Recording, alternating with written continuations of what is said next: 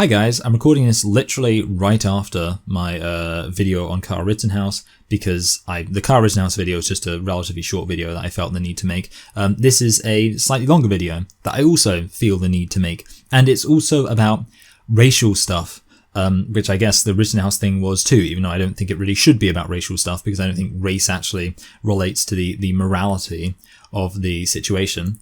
However, I'm going to be talking about race, and kind of, it's interesting because on my main channel, I've been talking about this idea of like, how gender critical people might come across as conservative sometimes. And basically, I think I've kind of got at the fact that I'm having increasingly more criticisms of many aspects of the progressive left. And this video is going to be an example of that. So it's going to be an example of how my views on race have become more critical of the progressive left, but I actually don't think this video, I think in a way like the central statement of this video is going to sound very controversial. But actually, I think really when you consider just all of the reasons for why I believe this, it's not actually that controversial and should be kind of obvious. So I hope that by the end of the video, you might approach agreeing with me on this topic. So in my aforementioned video on my main channel, I mentioned briefly that, I have more criticisms of Black Lives Matter than I imagine I would have if I had never really had any major cause to be particularly suspicious or critical of the progressive left in other areas. And then I actually got a message from a fan, also a fellow creator. I suppose I can just say their name. There's no reason not to, I don't think. Actually, you know what? No, I don't think I should shout them out because I don't think they'd object to it. It's Radfem Black. There you go. The person was Radfem Black. So Radfem Black messaged me and said, "Hey, what are your criticisms of Black Lives Matter?" Because she also, is not like she has criticisms of Black Lives Matter too. I don't know if it's fair to say she's not a huge fan, but she definitely has criticisms. And I kind of went through some of my criticisms and we had a conversation about it and we kind of ended up sort of agreeing on stuff. She said, "Oh yeah, I think your criticisms are pretty good." I said, "Oh, I think your criticisms are pretty good too." One of the things I mentioned was curriculum reform, which is more of a thing I think in the UK. Black Lives Matter UK it's an interesting phenomenon, I think. And to be honest, I could make a whole video on my criticisms of Black Lives Matter UK. Basically, I think it's kind of not surprising because they're basically just an example of British racial politics having been Americanized in a way which I think just creates lots of confusion. My favorite example is there was a black woman protesting in the UK who had a sign that said, "I'm more likely to be killed by the police than by COVID-19. And it was interesting because the last time that a black woman was killed by the police in any situation, not even like getting into was it a justified shooting or something like that, just the last time that a black woman was killed by the police full stop was in 1993. That's before I was born. So basically, yeah, it was a ridiculous sign.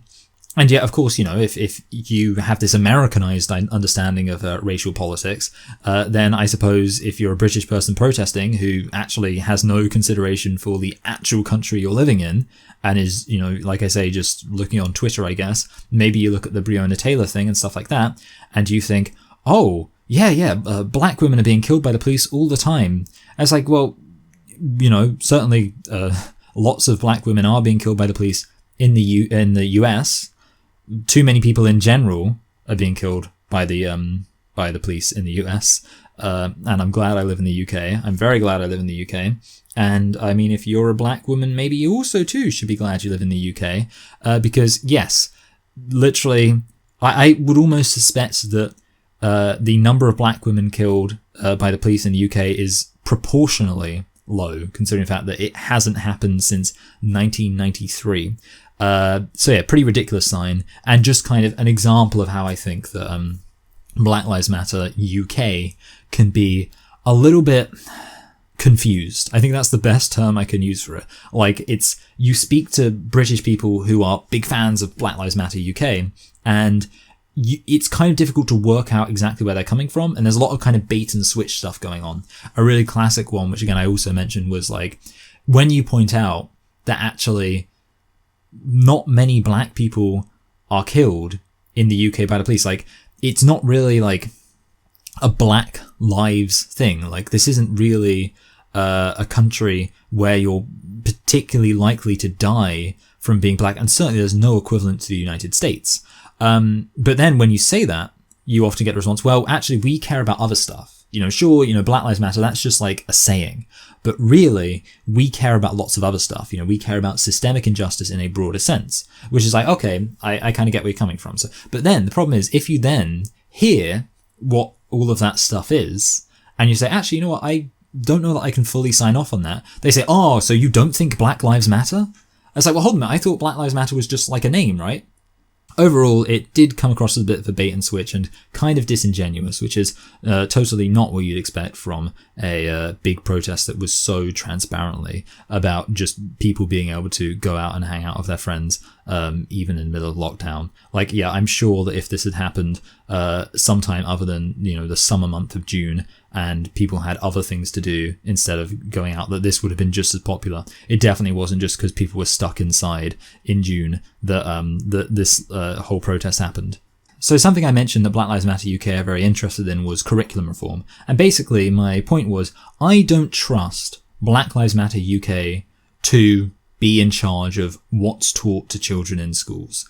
I don't want to give them that authority, and in that sense, I can't really say that I fully support Black Lives Matter UK. I literally don't want them to have any authority at all when it comes to redressing one of their quite significant concerns they have. They say, we need to change the curriculum. We need to change what's being taught in schools. And the reality is, like I say, I don't trust Black Lives Matter UK with that. I don't trust them, first of all, in deciding the appropriate amount of focus on things. Because I agree that representation is important. Sure, there can be a bit of a focus on black history. There can be a bit of focus on black media and black literature.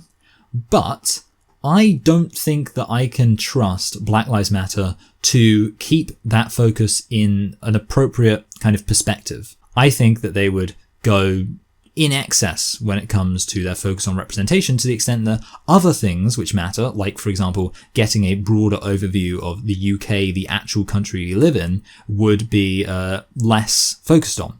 And of course, that also applies to the literature and media of the UK. The reality is we are a multicultural, multiracial country. And of course, within that context, it's worth reflecting on the history of all of the people who live here. But it's also worth reflecting on the fact we are a country as well, and this country does have a history, and this country does have a culture, and it does have plenty of other stuff to be learned about this country. So ultimately, I'm saying that I think there should be some kind of balance, and I don't think Black Lives Matter could deliver that balance. And the other issue is, I don't think they could deliver balance when it comes to moral judgment. And there's a few examples I can give of this, but one really obvious example is that I think that a lot of people in the UK seem to think that the slave trade was white people capturing black people to take them as slaves, rather than what it actually was white people trading with black societies where slavery was already considered morally acceptable, and then using those slaves, taking those slaves to the Americas to do work as slaves.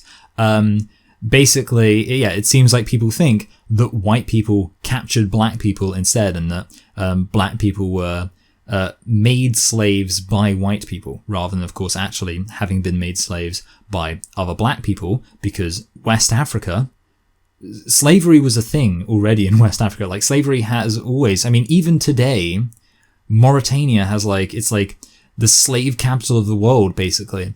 West Africa has literally been just the haven for slavery throughout all of history. And the reality is that it seems like that's something which gets ignored. And there's something else which I think is quite a powerful point to consider, which seems to be not really recognized by a lot of people, which is that slavery wasn't really even that familiar to Europeans until they encountered it in West Africa. Think about Europe, the majority of Europe, had abolished slavery by, the 1500s. There really wasn't slavery. and certainly not anything like chattel slavery at this time. But they encountered that in West Africa. They encountered that phenomenon of humans owning other human beings.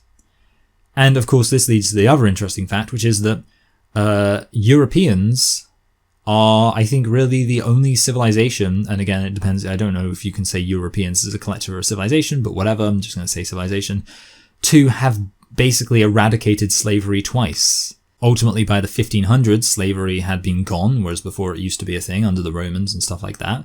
And then, of course, by the 1900s, and really, not too long into the 1800s for most of Europe, slavery was also gone. And of course, we do know that in the UK, the law that officially outlawed slavery was only passed in the 2000s. I can't really remember exactly when, but the reason it was passed then is because slavery was basically a foreign concept to the UK. It wasn't something that existed here. So it seems to me like this context is important, and it also seems like this context is underappreciated. It seems like a lot of people in the UK do think slavery was white people capturing black people rather than white people trading with African societies who already thought slavery was morally acceptable, and they were the ones who basically thought that trading human beings for property was an appropriate thing to do. White Europeans didn't introduce this concept to the West Africans because white Europeans didn't have this concept. It was indeed the opposite. I would say that's a thing that's worth including as a relevant detail when talking about the slave trade. And lots of people seem not to know that. And the question becomes, do you think that more people would know that if Black Lives Matter and people who are enthusiastic for Black Lives Matter was in charge of education curriculum in the UK? No, I suspect what you get is an ever more ahistorical narrative where white people are presented as basically having spread this, all of these evil things across the world. Now, I do want to stress that I'm not pivoting super hard in the other direction. I'm not claiming that white Europeans were blameless. I think that obviously the transatlantic slave trade was horrible, and I think white people had a part in that great evil. I mean, apart from anything else, white people did really, I think, introduce slavery to many of the indigenous cultures they encountered. And secondly, I think, of course, white people, they didn't have to, nobody forced them to accept these slaves. And then you have the fact that, they chose to treat these slaves horribly, and they certainly did not choose to treat these slaves as equals. There's so many evil things you can point to. And I mean, apart from anything else, there is the fact that in the long term, the effects of the slave trade were deleterious to West Africa, while they were very profitable to Europe. These are all things that are worth recognizing and talking about. And I think that I have the kind of nuanced understanding to really talk about this stuff, where I'm not just going to talk about how slavery and the transatlantic slave trade was just clear evidence of this great evil that befell Africa at the hands of white Europeans. But I'm also not going to act as if white Europeans were completely blameless and, and I can't believe people even argue this, but that the transatlantic slave trade was not really that big of a great evil. But here's the thing.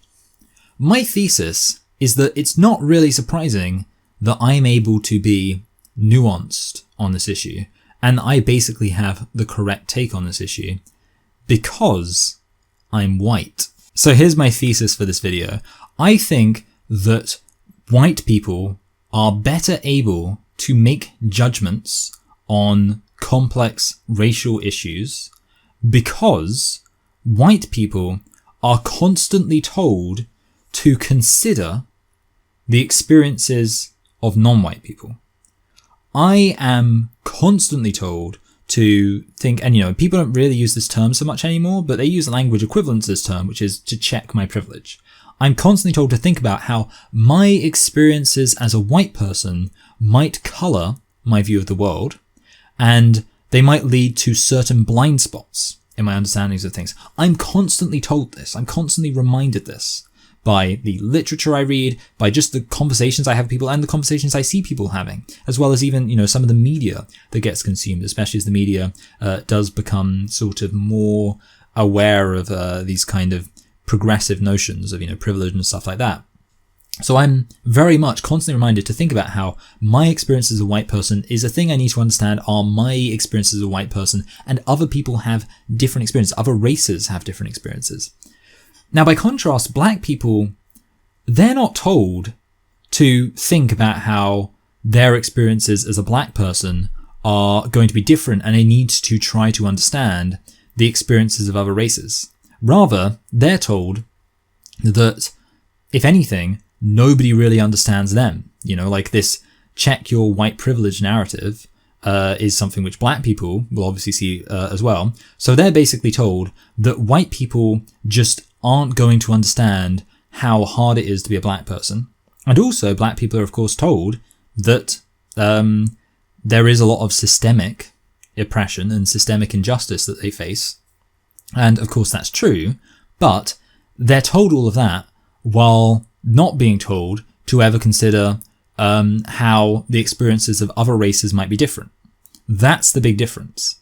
I'm always told from innumerable sources and innumerable directions, be aware of how you are a white person and how you being a white person will give you different experiences and different perspectives. And you need to recognize that actually for black people, things will be different. And you need to try to appreciate and understand and learn about the experiences of being a black person. A brief clarification. Obviously, in every single sense, this is a general thing. I'm not saying it's universal.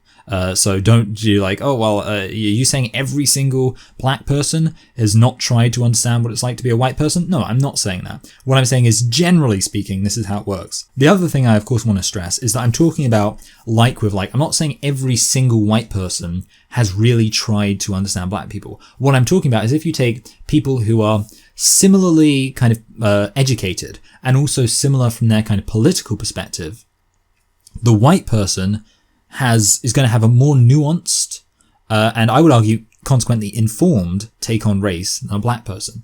Because let's say that a white person and a black person, they're both exactly the same politics and also they're exactly the same degree of educated. Well, the white person is still going to have been told all the time as they've become, more educated and kind of engage more with certain political spaces. They're going to have been told this idea of, remember you're a white person.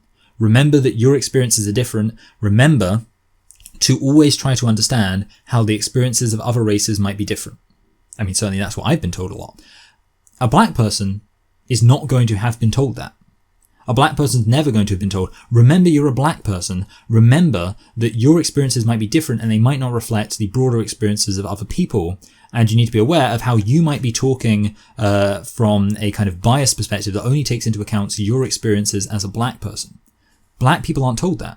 So which of these two is going to have the more nuanced, informed, well-rounded take on any given racial issue? Of course, I do think this has consequences. And one of those consequences, I think, is that black people are more likely to see things as racial issues when they're not.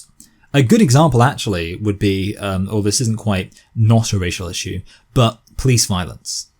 I remember, back in the day, seeing people talk about police violence, and it was often, there was a focus on certainly black people being shot, but also a big focus on white people being shot. And of course, lots of white people have been shot. Just off the top of my head, there was a white guy, I remember some police came to this door, knocked on it. The guy came out, the police didn't announce themselves as police, they just knocked aggressively, and the guy comes out with a gun, as is his right to do in America, He comes out, the police shine a light in his face and immediately say, Police, get down. And literally as the guy is lowering the gun to the ground, he gets shot in the back of the head. I say shot in the back. There's a police officer kind of stood next to the door, like kind of, doing this thing. So as the guy comes out, the police like, he just shoots him. There was nothing the guy possibly could have done to avoid being shot. Literally, a similar example I remember is there was a thing where a woman was chasing some guy, a white guy again. She tased him and she was giving him orders as she was tasing him, and then she shot him while he was on the ground being tasered. She said put up your hands, and then he didn't put up his hands because he was being tasered. He was, convulsing, and then she shoots him. There was, of course, the other famous example, the guy who was showing off his, I think it was like an air rifle or something, in a Las Vegas hotel room. Policeman shows up, gives him those infamous contradictory commands like keep your hands in the air and crawl over here. And of course, the guy had no idea what to do, because how do you crawl somewhere while keeping your hands in the air? And obviously the guy was scared and drunk, and the cops just shoot him dead. And the thing is, with all of this said, something I've always been aware of is if a cop pulled me over in the US, I would be terrified. They could just have some kind of mistaken identity, and they could just say, they could start shouting at me, pull me over. And first of all, I have an anxiety disorder. I don't know how clear my mind is going to be when I'm in a situation where I could be scared and people are shouting at me and stuff like that. But even ignoring that, just there's so much that you could do wrong that would just end in you getting shot dead in America by the police. And when you think about it, in that sense, it is a racial issue, because of course black people, but I mean, apart from anything else, I wonder, is it just a racial issue because black people are more likely in general to be subject to, the police arresting them? And I'm not saying because black people commit more crimes. I think there's obviously other explanations, like the fact that black people are more likely to be profiled and that there's a greater police presence in a lot of black areas. But is it just because black people have more interactions with the police? And actually, ultimately, when you take into account differences in interactions, you're just as likely to be shot, whatever race you are. I'm not really sure about that. But what I will say is that certainly that you could be shot as a white person by the police with no justification is a present enough notion in my mind that it would make me scared. And here's the thing, okay? I would suspect that there's lots of black people who all they think about is their perspective as black people. And they think to themselves, well, I noticed the black people getting shot and I'm scared as a black person. And I think there's lots of black people who genuinely don't realize that white people are plenty scared of the police. I'm scared of, not in the UK. The UK police are broadly fine. Not perfect. But compared to the US. That's really the only kind of thing that people from the UK can say nowadays. Compared to the US, we're fine. But certainly if I was, if I was in the US, I would be very scared of the police. And I think lots of black people just don't realize that. And they, I think, actually believe that this whole police violence thing is a black versus white thing. When it's not, I think, anything like to the extent that they think it is. It's really a citizens versus authority thing.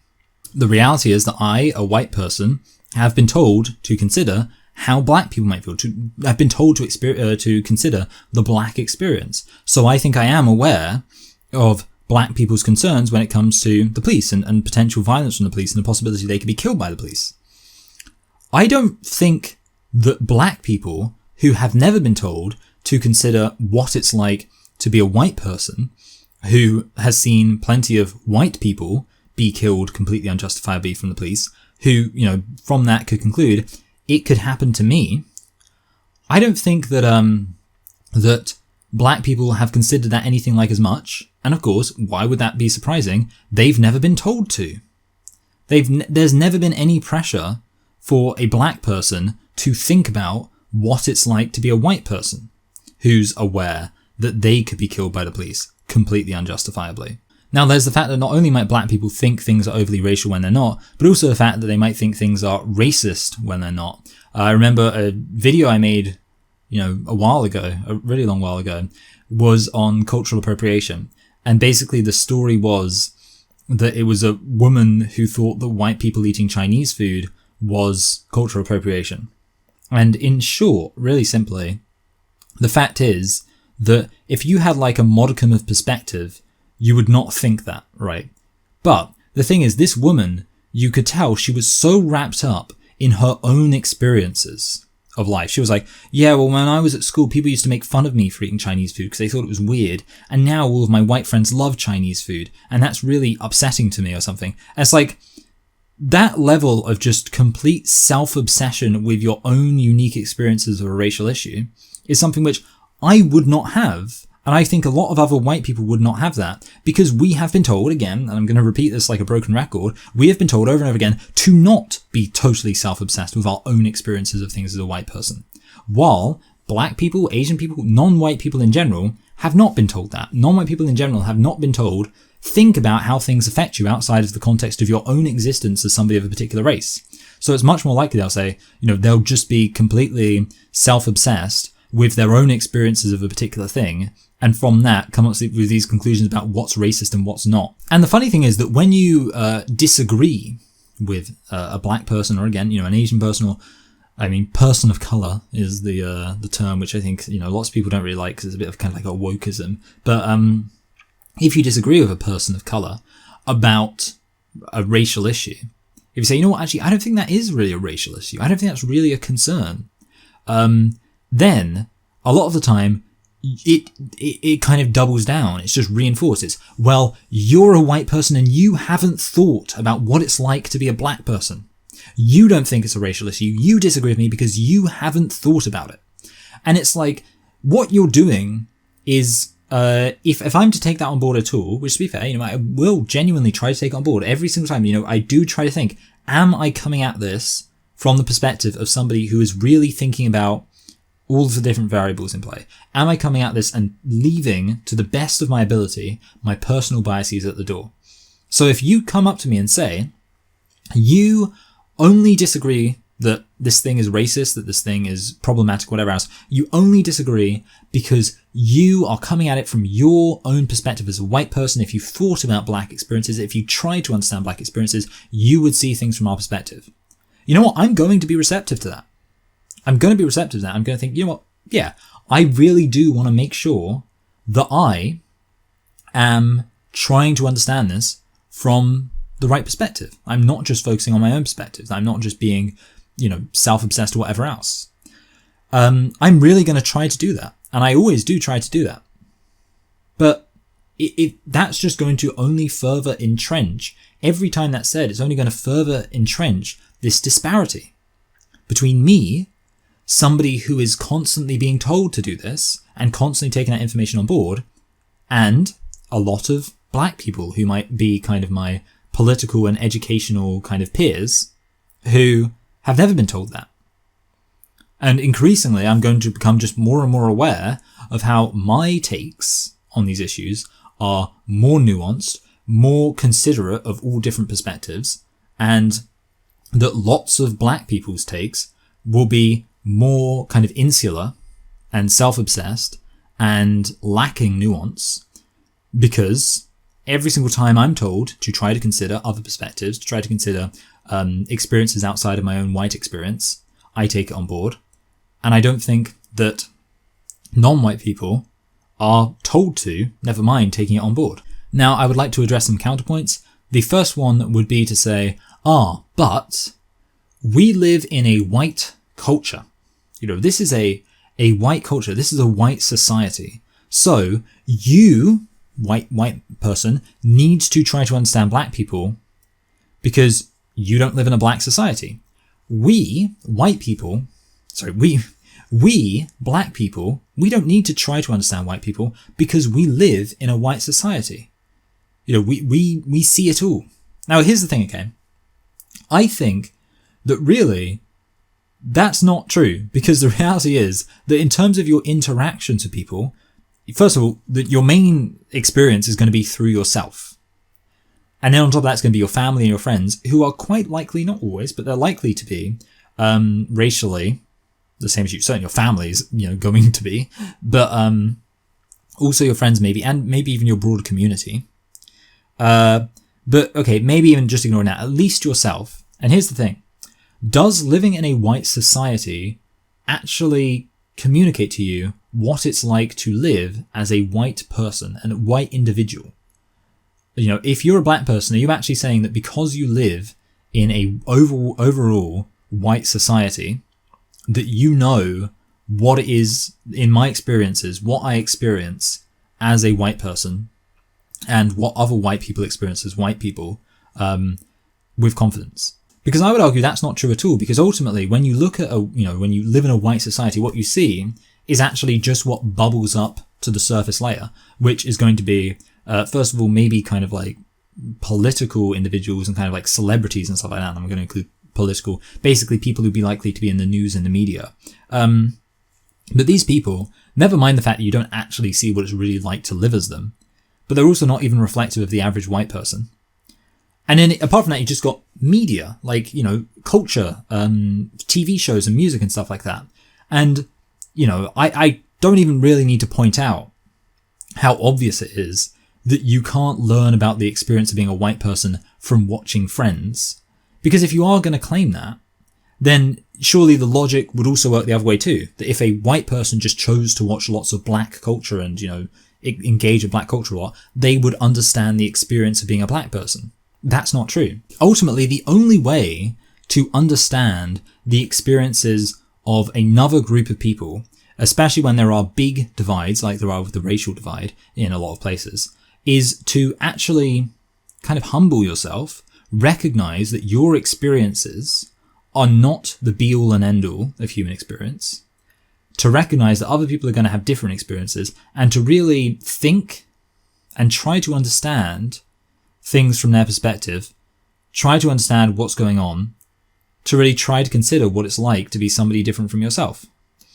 And I'm going to say it again, I as a white person am constantly told to do that on racial issues. And I have, and I've really made an effort.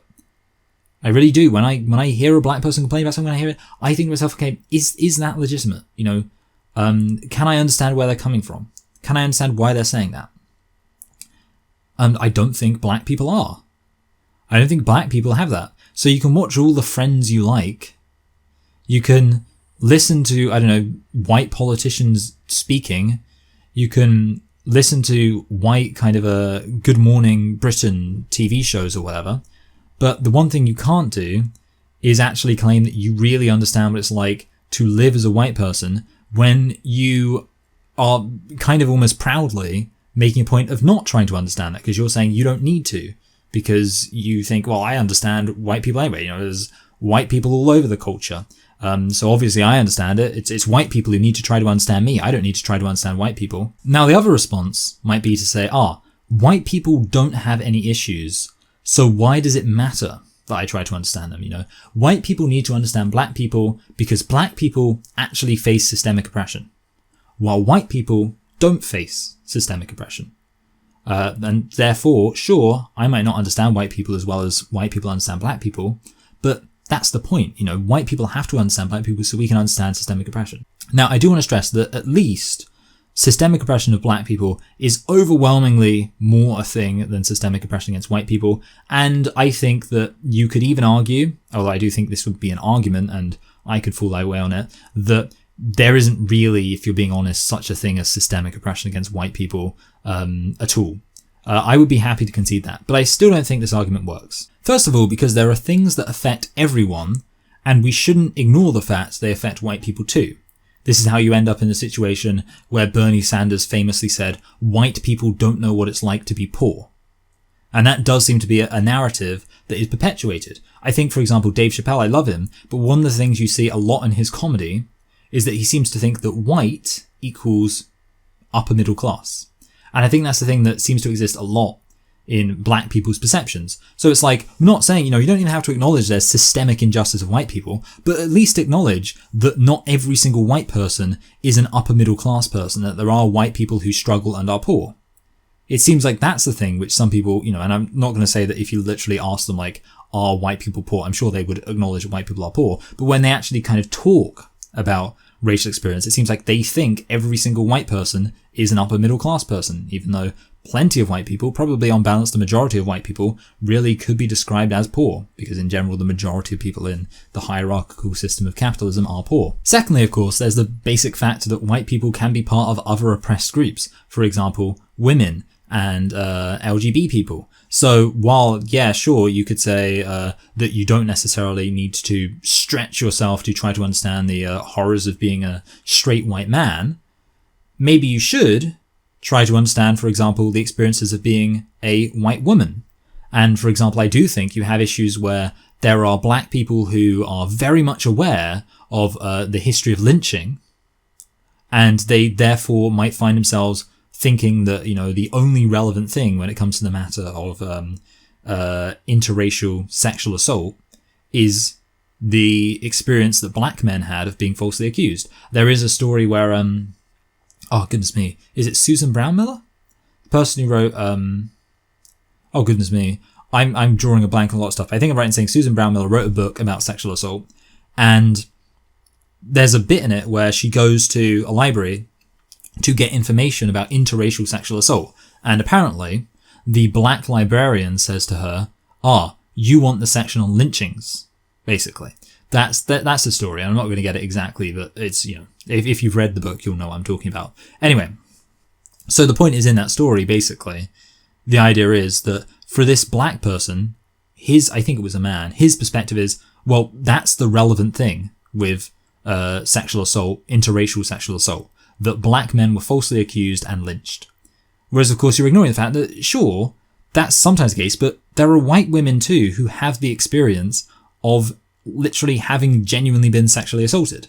So the point is, if you just put the focus on race and you say, well, it's just about race, you fail to understand the perspective of people who are not black, you fail to understand the perspective of the white woman, you might ignore actual systemic oppression, not because these women are white, but because they are women. Now, thirdly, I do think that you shouldn't ignore the fact there are areas where black people have advantages that white people don't. Now, what I want to stress is that these are not what I would call systemic things, but they are things that exist. For example, if you are black, I think there is a perception that you are more cool. It's a minor thing, sure, but it's a thing that's relevant, and it becomes more relevant when you consider, for example, incels. Incels are often people who are considered socially not, well, they're not very popular. And one of the relevant factors there, I'm sure, would be the fact they're white, and the fact that ultimately there is a perception that white people are less cool than black people. Now, I think, obviously, what I want to stress is that most of these points are minutiae. They're not big things. I don't think, on balance, black people have massive advantages that white people lack. But I think just because of the nature of oppression, it's never completely one-sided. For example, patriarchy. It's a very well-established thing, but there are advantages women have that men don't.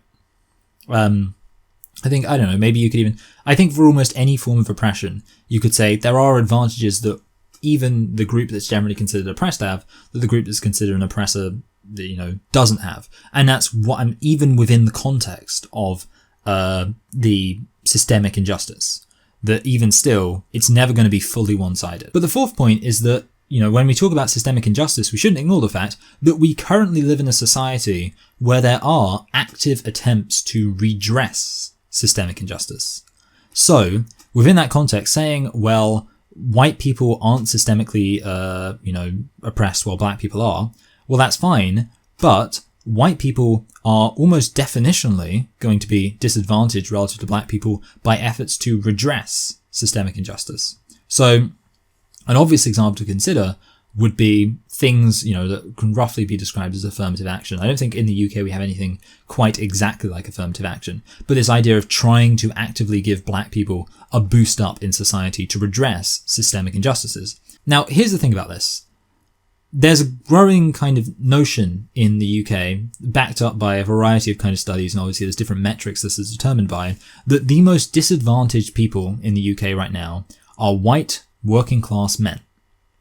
And when you think about it, that makes sense, because they've got all of the disadvantages of being working class in an intensely classist society, which is the UK. The UK is a classist society divided by class far more than it is divided by race. And you can't change my mind.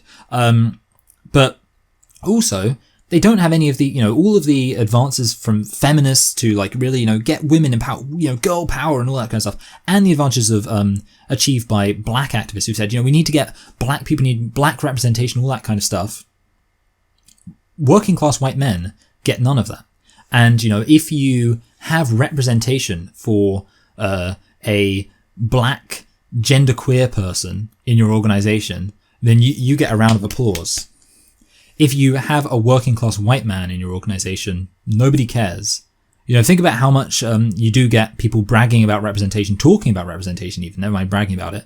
And it's always racial representation or gender representation. It's never, interestingly, that people brag about, look at all the white working class men we have in our organization. It never happens. And that's one reason why white working class men are the most disadvantaged group in society, because there is no enthusiasm for elevating the condition of white working class men. And what is this because of? Is it because white men are systemically disadvantaged? Okay, for example, you could talk about the fact that yes, systemically working class people are disadvantaged, but why specifically white men who are working class are getting disadvantaged? The reality is it's not because of systemic disadvantages against white men, it's because of the efforts to redress systemic disadvantages which have ignored the plight of white men. And I think a really interesting example is that there was a guy who put together a scholarship, and he basically said, you have to be a working class white man to be eligible for the scholarship. And it actually happened, I think, after Stormzy, a British rapper who's black, made a scholarship to make it. It basically said you have to be a black, I think it was black man, to get this scholarship. So basically, some other guy did he did one for white men, which of course, white men are, by plenty of metrics, the most disadvantaged people white working class men, let me clarify. Most disadvantaged people in British society, and yet he was called racist. So not only is there no enthusiasm for giving white working class men a leg up, it's considered a highly objectionable thing to do. So the reality is that in some sense, white people are being disadvantaged right now, not by systemic injustice, but by efforts to redress that systemic injustice, and it could be being ignored. And why could it be being ignored? Maybe because there is this idea when it comes to racial relations and stuff like that, that you don't really need to care to try to understand the experiences of being a white individual in society. Another example I wanted to briefly touch on is the tearing down of statues. The reality is that if a black person, people think representation is important, so within that context, I think it makes sense that white people don't respond favorably to having people, significant people from their history attacked. And, we're not talking about Confederate, slave, people who fought for slavery and stuff like that. I think there's a more substantial debate there. We're talking about people like Winston Churchill. We're talking about, merchants who also were involved in the slave trade. People who are, important for reasons outside of their relation to anything racial. I mean, the reality is that there are many statues, unsurprisingly, of merchants in the UK. Of course there are statues of merchants in the UK. Our maritime history is really important to us. So it's unsurprising that there are many statues of sailors who were merchants. But guess what? So many of those merchants also traded slaves. Because they were merchants and because slavery was a thing. It was a reality of life back then. So lots of those statues have been taken down. And the question becomes, how might lots of white British people feel watching statues which are related to such a significant part of British heritage, which is our navy and our travelling across the world, being taken down? The reality is, I have family. Half of my, family comes from Bristol. That's where my things come from. And the Edward Colston statue was taken down. And let me tell you, the reason why people like the Edward Colston statue is not because it was racist. It wasn't because, I hate black people and I'm glad Edward Colston was involved in, trading them as slaves. No, the reason why people liked the the Edward Colston statue in Bristol is because Bristol was really important to the UK, the UK's maritime exploits, and that's a part of British history. That's a part of Bristol history. And lots of Bristolians negatively respond to that. But the point is, again, if you don't try to even understand the perspectives of people who disagree with you, then that's an example of where an effort to redress an injustice, it's an injustice that these statues have been put up, well, you're going to start, and I mean, obviously, if you look to, for example, Winston Churchill, again, if you're literally only trying to understand the perspective of, people of colour, then sure, I guess Winston Churchill doesn't look great. But why shouldn't you be trying to understand the perspective of white people to whom Winston Churchill is a hero? I actually just realized the main thing that got me thinking about this is something which I haven't written in my notes because I kind of forgot about it. It was a story about a 25-year-old black woman from Essex who was a barrister. And she went into court, and when she went in there, people assumed she was a defendant. This was happening back in June 2020, when the whole Black Lives Matter thing was really in full swing. And everyone said, oh, look at the racism. And I thought about it for like 5 seconds, and I was like, it's not racist. It's because she's from Essex. I mean, the thing is, so the Essex accent, I'll try and imitate it. So the Essex accent sort of talks like this. So this is kind of how they talk. It's a bit like, it's not proper kind of posh like how I usually talk. It's sort of just a bit, well, it just sounds a bit like rough around the edges, don't it? It don't really sound like the kind of way you could imagine like a barrister talking and all that. And if you think about it, right, you've got this woman. She's 25 years old. You don't think that a 25-year-old is likely to be a barrister, do you? So you've got this 25-year-old woman. She talks like, obviously she talks like this, but she's like a woman, so she talks with a woman's voice. She talks in this kind of accent. She walks in, she's 25 years old, and she says, oh, all right, now I'm here at the courthouse. The reality is that it's not surprising. Here's the thing. Do you seriously think that if a white woman shows up talking like this to court, like a 25-year-old white woman from Essex shows up talking all like this, like, all right there, governor, I'm coming here to do some court stuff and all that. Do you seriously think that they're going to be like, oh, you must be a barrister? No, they're going to think she's a defendant too, aren't they? Because it's classism. And, maybe because it's ageism. To be fair, you don't see many 25-year-old barristers. Maybe it's even sexism too, by the way. But here's the thing.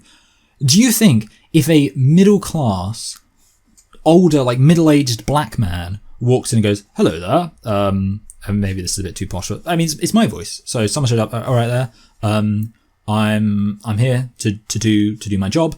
Do you seriously think they're going to be, oh, you must be a defendant? No. They're going to probably, I don't know what they'd assume. I don't think they'd assume anything, though, because I don't think that there's anything there to assume he's a defendant based on, right? But the reality is that if you are a black activist and you only think from the perspective of your experiences as a black person and how that has coloured your perception of racial relations, then you hear that story, you think, oh, a black person was disadvantaged or had some kind of judgment made about them. It must be because they're black.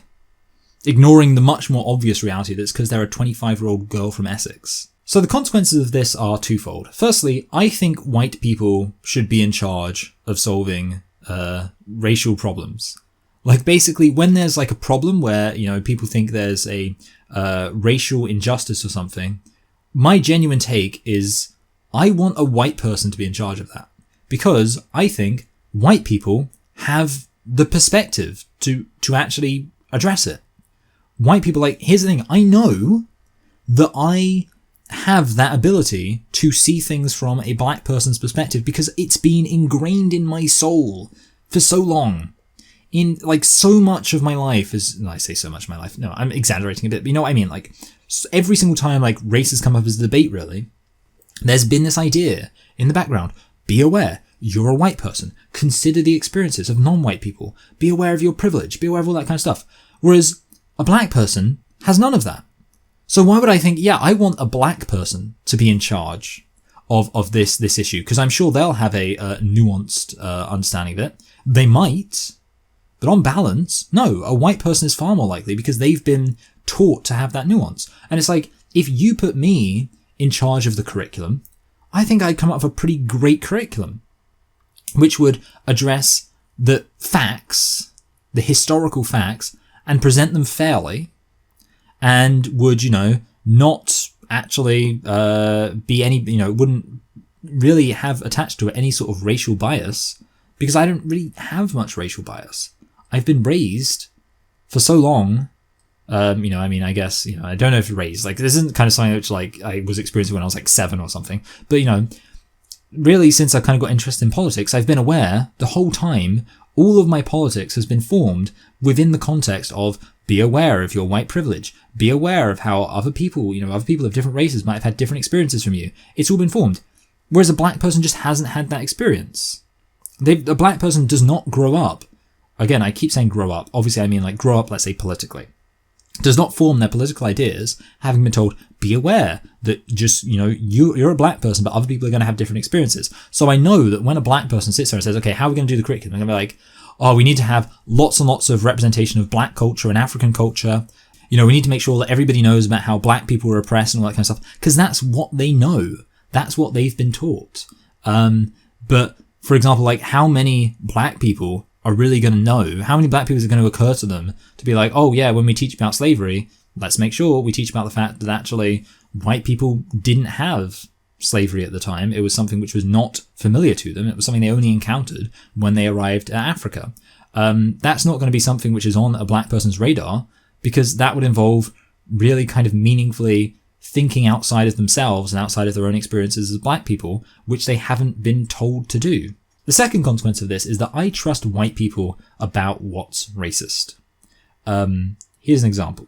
My sister, she had a friend, a black friend, and this is, I don't know anything about this, so I'm completely reporting information as my sister told it to me. Her black friend, they worked together, they were colleagues, and she would show up to work late and it was always just like kind of a little bit late. It was always like kind of within 5 minutes after time, but it was always late. She'd always show up late, and she didn't really work very hard, and she was kind of confrontational to people. She'd get kind of like angry at people when they didn't really, do, like basically if she made a mistake, it was no big deal, but if someone else made a mistake, it was the worst thing in the world. She just wasn't a particularly nice person, certainly not somebody who was really committed to it. And then she applied for a kind of like internship thing, like a kind of to become like an executive. It was kind of like a leg up trainee thing. So you could apply for this trainee thing and you would basically leapfrog up the system. And she didn't get selected to it.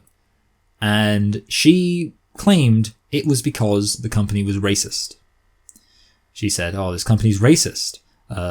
And she actually, I think, endeavored to, she certainly contacted HR. She was really committed. She was like, yes, this company is racist. They were racist against me.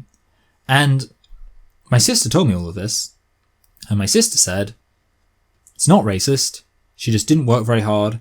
She didn't have a good attitude. It's really not surprising that she didn't get it. And to be honest, she's lucky that she hasn't been fired. Now, here's the thing. I trust my sister on this one. And it's not just because she's my sister.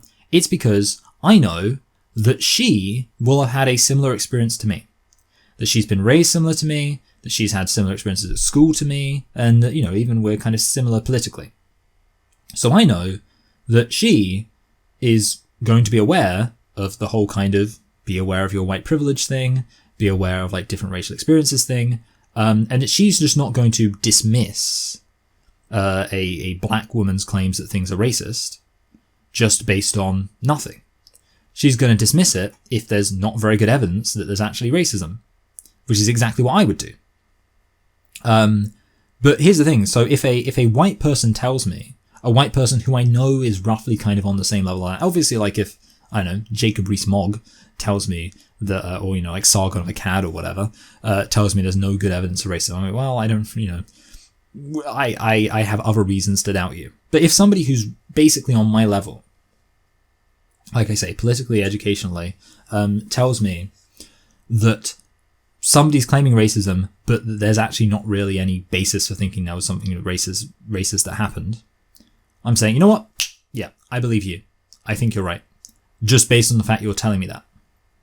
Whereas if a black person who is in the exact same situation, educationally, same kind of area as me, politically, same kind of area as me, if they say to me, oh, I had this experience and I was a victim of racism, I don't believe them. Well, I wouldn't necessarily, okay, let me put it this way. I'm not going to say that I don't believe them, but if there's a white person who disagrees with them, basically, yeah, what I'm saying is, just clarify, if let's say, so I'm going to assume that my sister's friend is roughly on the same level as well, which I think, to be honest, she is. I mean, it kind of makes sense. They were working together. So you got my sister, friend, me. If for some reason I knew both of them and was kind of speaking to both of them, friend comes up to me and says, I was a victim of racism. My first thoughts are, well, okay, you're saying that, but you don't really have any kind of perspective to consider how things might have been to do with other stuff other than racism. You don't have any perspective to really consider how things might have been if you weren't black, because you've never really been kind of told to think about how things would be if you weren't black. You've never really been told to consider life and your scenario and the situation to encounter outside of the context of you being black. So it seems to me like, you know, you might think it was racism, but there's plenty of reason to doubt that. And then if my sister comes up to me and says, oh, by the way, it wasn't racism at all. No, there's actually a completely logical explanation for it. It's got nothing to do with race. I'm saying, yeah, I believe that. And that's it. And basically, you know, ultimately, the point I'm making here, I guess, is that when I hear black people say that they were massive victims of racism, I am inclined to be suspicious, not because I don't consider the reality that it could be racist, but because I do, because I always have, because it's a big thing in my brain that I'm aware of, and I'm aware that it is for other white people too, and I'm aware that it's not really for black people. And that's something which I've just been constantly aware of. So in conclusion, cross-racial understanding is important. In fact, it's really important. It's a really good thing. Like, be clear, okay? The central message here is that I have tried really hard to understand where black people are coming from. I've really tried to look and understand it and get where it's all coming from. And I think I've done a good job at that. And I think I've done a good job at that to my benefit. I think it's really good that I have tried to understand all of this. Because I tell you what, I think it means that when I get into an actual argument about a racial issue, I'm very good at kind of defending myself and making my case, because I'm not likely to find myself in a situation where it's just something that I just stupidly didn't consider. It's possible, and I tell you what, I mean, I do that a lot of the time with sex, with, men and women, where there is stuff which I just, as a man, didn't consider from a woman's perspective. I must admit, I actually think the sex divide is much more substantial than the race divide. That even as I've tried really hard to understand being a woman, understand the experiences women are likely to have, I often find myself as a man saying oh, this doesn't make any sense. And then a woman will comment and be like, actually, it does make complete sense because this is what it's like to be a woman. And I'm like, oh, okay, that makes sense. I don't find it as much with race. Now, admittedly, I don't talk about race as much, but I do suspect it's because I do actually have a decent understanding of race. And again, the point is, if I do make a statement about race and somebody says, actually, you know what? And maybe even in response to this video, somebody says, actually, you are missing something here. There's something you're missing. I will listen to that and I will genuinely take it seriously, and I could even change my mind. I don't just take it for granted. But if it makes sense to me, I'm like, actually, yeah, that makes sense. I can see where it is that you're coming from. Then I will be very receptive to that. So I think it's a good thing. And I think ultimately that I do have pretty good takes on these kind of issues, if I do say so myself. The issue is that I think black people generally, and non-white people more broadly, are not told to have these nuanced takes. Black people aren't told that there's no expectation that a black person will say something and then a white person will come in and go, oh, actually, let me kind of explain this to you from a white perspective so you can understand where we're coming from. And then the black person says, oh, thank you for educating me and helping me to understand this and understand your perspective. I really appreciate that. That's not a thing. It's definitely a thing in the reverse, that a white person might give a kind of ill-informed take and a black person will say, hey, let me, kind of explain this to you and help you understand. And a white person says, oh, thank you. I understand better now. Good, great, fantastic. It definitely works the other way, but I don't think it happens the way of a white person kind of explaining to a black person where they're coming from. Sometimes it happens, and when it does happen, I think, actually, it's good. like cross-racial understanding is awesome, and I'm a really big fan of it, and I think it really helps to actually give people nuanced takes. I think the reality is when Black Lives Matter UK does a lot of what they're doing, it's because they don't really have that cross-racial understanding, where they think that like a lot of stuff is kind of based in like racial stuff and it's not. And for example, you know, I think that if on that, actually I know because I even was speaking about it with people, that woman who was assumed to be a defendant when she was actually a lawyer or a barrister, I like said to people, hey, you know, I don't think this is really a racial thing, you know, and I kind of like explained where I thought, you know, like my logic and stuff like that. I didn't get anyone saying, oh, actually, that's a really interesting point. Yeah, thanks for that different perspective. It was all just black people saying, hey, shut up. You know, you're ignoring her, the actual experience she had, which was racist. She was a victim of racism and you're ignoring that and you're undermining it and blah, blah, blah. And the thing is, I think that black people are just hurting themselves by doing this. You know, I just think ultimately it's going to be harder for them to change people's minds. It's going to be harder for them to understand things. It's going to be harder for them to actually work towards solutions.